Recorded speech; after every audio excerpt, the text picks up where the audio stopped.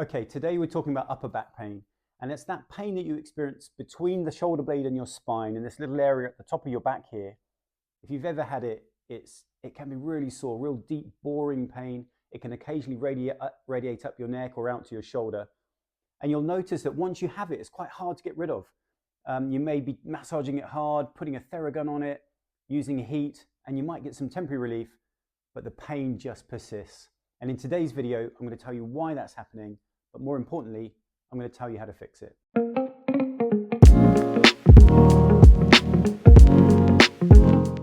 It's Mike, and I'm a specialist physiotherapist based here in the UK. And welcome to my channel. If you're new here, we talk about all things physiotherapy, injury rehab. I'll give you lots of tips and techniques for overcoming all the things that you might be struggling with. We'll also talk about fitness, aging gracefully, and occasionally we'll sneak in there my love of coffee. Today we're talking about upper back pain. Now, there are two main reasons why this might be happening. And the first is by far the most prevalent. In about 90% of cases, it's caused by irritation of the joints at the top of your thoracic spine or at the base of your neck. And when these joints become stiff, they stop moving as they normally would and therefore produce some pain. This actually radiates out into the areas where you feel the pain, and the muscles around it actually get tighter, which adds to the discomfort. The second reason is because the muscle in the area has become a bit tight. This may simply be due to injury, trauma, or perhaps even that you slept slightly awkwardly. So if you've been trying to manage this pain through massage, heat, and general, just trying to get it moving, the chances are you'll notice that it's not actually getting to the root cause of the problem, and the pain just keeps coming back. So I'm going to give you the fix, the real way to overcome this once and for all, that once you've applied it, not only will you have a more mobile and robust spine, but you'll have a real technique for managing this pain should it reoccur in the future. So in order to resolve this problem, there are three things that we need to address, but thankfully each one of them is really simple, and you can start implementing some of these strategies literally immediately as soon as this video is finished. The first thing that we need to do is to strengthen the muscles that secure that area of our back. So this will give the spine more stability and take the pressure off the muscles itself. So an exercise I really like to do is called a scapular retraction. It's really simple. You can do it in sitting like I am now.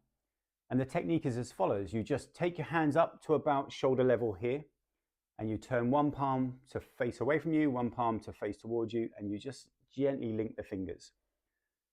First step of the exercise is to gently pull the hands away. So you're just gently pulling into the fingers. So you feel some tension in your upper back when you do this. The second part of the movement is then just to gently squeeze the shoulder blades together. You hold for a count of 2 to 3 and then relax. So that's 1 repetition. I'd suggest you do between 8 and 10 repetitions to begin with. So you pull the fingers apart, squeeze the shoulder blades together. At the same time, you'll just notice that your chest just rises very slightly. You hold the contraction for about 2 seconds and then relax. I want you to imagine that you're just drawing your shoulder blades down towards your belt line. So you can just see my shoulder blades depressing there and getting a bit lower. You hold that position for about 2 to 3 seconds and then you relax. So let's go again. So you just gently push down and then relax. You might actually feel that between your shoulder blades, which would be great, but you also might feel it down here at the base of your lat muscles here, just as they start to contract. And so that lovely force of bringing your shoulder blades together will strengthen up the area nicely and support the spine a little bit better. Now, there is a third exercise that I really love, and I tend to give this out to my patients, and you can do this too if you have a resistance band at home, and that is just an upright row. So again, in a sitting position like so, with your band out in front of you, you just take hold of the band and just pull in to your lower rib cage. When you do this, you'll just feel that your shoulder blades naturally just pinch together. So all of these exercises, I would recommend that you do between 8 to 10 repetitions to begin with. And if that feels super easy, you can add in a second set later on. Now, the second thing we need to address is the mobility in your thoracic spine. So your thoracic spine and the border of where your thoracic spine meets your neck, that area there needs to have a bit more mobility. So a lot of us spend a lot of time in this position typing away, and it does put lots of pressure on the base of our neck there and our upper back, and that can lead to stiffness and dysfunction in those joint areas and leads to poor movement patterns. So the mobility drills are really straightforward to accomplish and they don't require too much equipment whatsoever. Let's just talk through them. So the first mobility drill that I would recommend that you do, and it's one of my favorites for people struggling with this kind of pain, is to take a yoga block. It can also be a pillow or a ball, if you like, a larger football, and you place it round about where your upper back meets your neck to start with. And then you just lay yourself over that block, ball, cushion with something supporting your head. You take your hands behind your head and just let yourself slowly arch back over the thing that you've placed underneath you. And then so you hold that position for 2 seconds and then slowly support your head back up. Now, don't be surprised if you hear a few crunches and cracks here, just as the gas bubbles between the joints start to release. That's absolutely normal. Actually will feel quite nice. And I'd recommend that you do a few in the first area, then you just get up, move the ball or yoga block slightly down your spine and go again. And you might want to adjust that 2 or 3 times. Okay, so the second really simple mobility drill that I want you to practice is a cat-cow or a cat-camel or an angry cat, whatever you want to call it. I like doing this in 4-point kneeling. You can actually do this standing up over a chair as well if you struggle to get onto your knees. And the position is really simple. So you start in this position, hands under your shoulders, knees under your hips.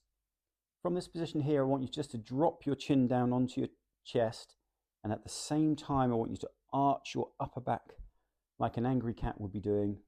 If you've got enough movement, I also want you to think about tucking your tailbone underneath you.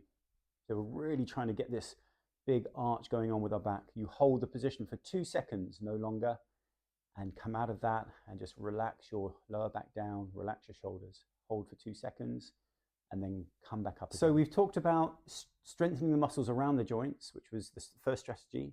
And then we've talked about mobilizing the spine as a whole, which was the second strategy. So those two alone will help you resolve the problem. But if you don't want it to come back, you really need to address the underlying cause here. So there is definitely a trigger that is causing your spinal joints to become stiff. More often than not, it's a postural thing. So if you spend lots of time at a desk and your ergonomic setup or your desk setup isn't optimal, it can put lots of pressure on your neck and shoulders or muscles. So that absolutely needs addressing. If you find that you just don't do any mobility drills as well, and you just don't exercise this way, then the spinal joints tend to get stiff over time. That's normal. If you don't use them, they will become stiffer. So we're looking at underlying strategies to take that stiffness away from your spine and improve your spinal function. So the strategies that I've outlined here in this video will absolutely do that. But I would encourage you to take more exercise generally and to use your muscles, to use your spine, and to make that part of your day-to-day activity. So that's my really straightforward, super simple way to overcome upper back pain. It really works. I've given it to thousands of people in my career and it does the trick. So if you would like similar results, give this a try. If you've liked this video and it's kind of appealed to you, I'd really appreciate if you could like it and obviously subscribe if you'd like more content. But more importantly, if you give these exercises a go, please leave a comment down below and let me know how you've got on with them. So thanks very much for watching, and I look forward to seeing you in the next video.